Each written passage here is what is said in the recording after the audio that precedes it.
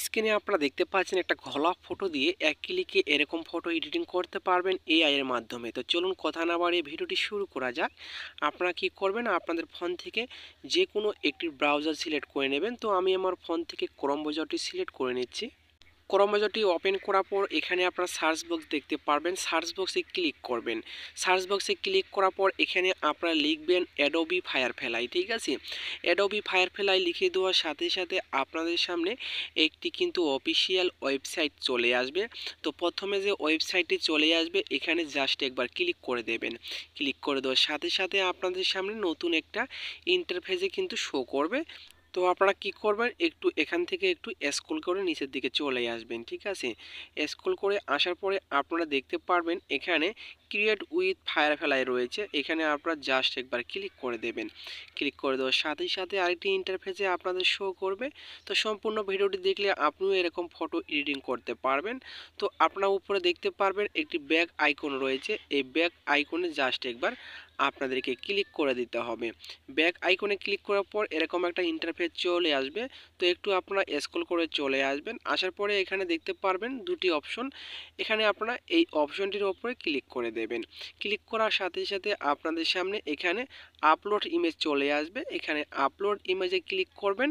তারপরে আপনার সরাসরি গ্যালারিতে চলে যাবে, সেখান থেকে আপনাদের একটি নর্মাল ফটো সিলেক্ট করে নিতে হবে।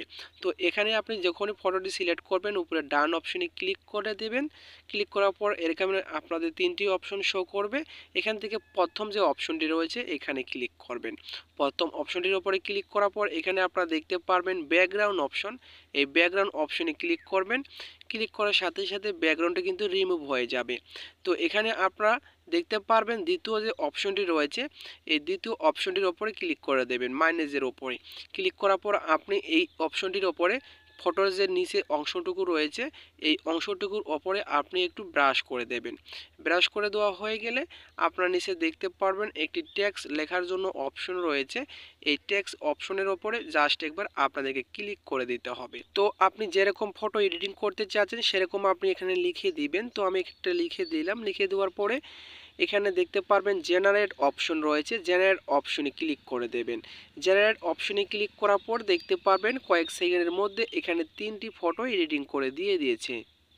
তো অবশেষে তিনটি ফটো এডিটিং করে দিয়ে দিল। এই ফটোগুলো আপনাদের ভালো না লাগলে এখানে দেখতে পারবেন মোর অপশন রয়েছে, এই মোর অপশনে ক্লিক করে দেবেন। ক্লিক করার পর আরও কিন্তু তিনটি ব্যাকগ্রাউন্ড এখানে সিলেক্ট করে দেবে। তো এভাবে আপনারা খুব সহজেই ফটো এডিটিং করতে পারবেন। এখন যে ফটোটি আপনাদের ভালো লাগে সেই ফটোটির ওপরে আপনি এখানে সিলেক্ট করে নিয়ে এখানে কি অপশন রয়েছে এখানে ক্লিক করে দেবেন। তারপর সেভ করার জন্য উপরে সেভ আইকন রয়েছে, সেভ আইকনে ক্লিক করে সেভ করে গ্যালারিতে নিতে পারবেন।